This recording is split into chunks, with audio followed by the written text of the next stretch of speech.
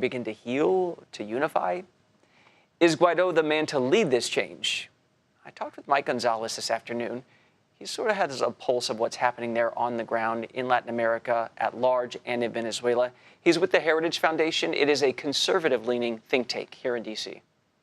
Mike, Venezuela has not been peaceful in quite a long time. What is happening there right now? Well, what happened is that the legitimate president of Venezuela, Juan Guaido, the one who's recognized by us in 53 other countries, apparently he got wind that they were going to arrest him today ahead of a big rally tomorrow. So he took to the streets, and a bunch of military officers have sided with him. And they also freed from prison, from house arrest, Leopoldo Lopez, another opposition leader who had been held under house arrest. And they all rallied to the military base La Carlota. And the people of Venezuela has been very clear since January they side with Juan Guaido. However, Maduro, who's a dictator, has on his side colectivos, which are paramilitary units. He also has a lot of thousands of Cuban security forces. And apparently, with the help of China, he was able to cut Venezuela off from social media today. We've seen Guaido hold rallies. We have seen him cross the border, come back, even though they say, you're not allowed to do that. And now we have this development. Is this, because I feel like we've had several of these, is this a make or break for Guaido and the movement he's leading? This is close to a make or break today. Although, if I think that the Western world, the democracies, have made it clear that they're not going to accept Maduro. So even if Maduro, happens to survive today because of the help he's receiving from fellow communists all over the world, he is not going to be able to stay in power and be accepted by the outside world. So I don't see how he can stay, really.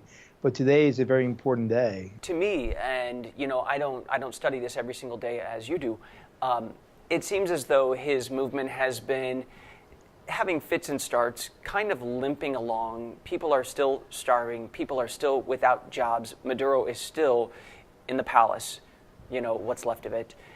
So how does he, cross that threshold?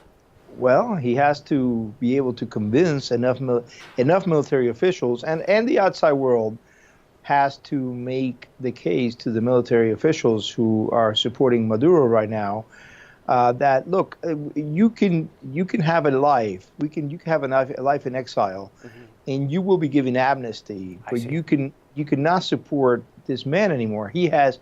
Maduro has taken what used to be a wealthy country by South American standards. It's definitely oil rich. It's got the deepest oil reserves in the world, and has ruined it. I mean, Venezuela is already, or maybe getting close to, a failed state in which chaos is predominant throughout the national territory. I see. And so, in your estimation, it is a matter of time? It's a matter of time for Maduro to fall. Whether Juan Guaido is able to succeed today or in the near future, that's more of an open question, I believe. The U.S. State Department is now advising Americans to leave immediately while commercial flights are still available. Our coverage of Venezuela is going to continue ahead tonight on Newsy Tonight. Lauren Stevenson is looking at the unique situation some Venezuelan millennials are in as they fight to begin their lives in their home country. Back here tonight, shifting rules for asylum seekers. Whether someone is fleeing certain death at home or if they're using asylum as an excuse for permission to live in the U.S., have a more comfortable life, these new rules across the board. President Trump is imposing new restrictions on the asylum process, which could cause a